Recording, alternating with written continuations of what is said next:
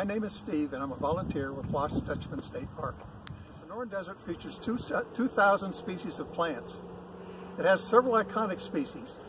The most iconic of all is the saguaro cactus, which is also the symbol of the state of Arizona. Another iconic species that we have here is the prickly pear. So along with those two, the third iconic species I want to talk about this morning is the agave. What I'm going to talk about today is the reproductive cycle of the agave plant. The agave reproduces two ways. One way is off of its roots, new plants come up.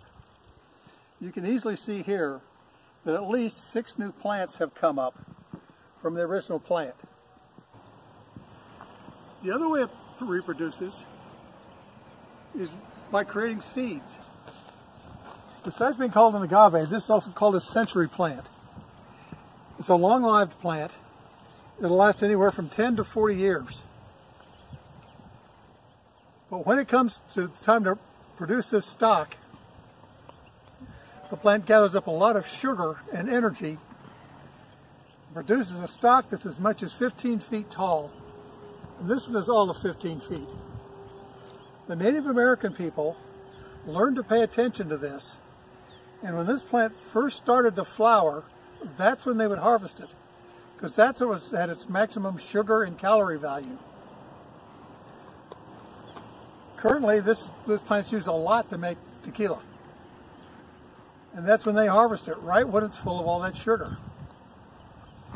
Now this stock will grow as much as a foot a day. So this tape has sections that are 6 inches long, so that's a foot. So in one day, this would have grown a foot. But by tomorrow, this would have grown 2 feet. By the day after, it would have grown 3 feet. A foot a day. The old timer said you could almost sit in a chair and watch this plant grow.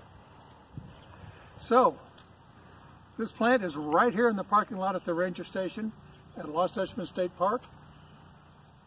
Come visit it and the rest of the great plants we have.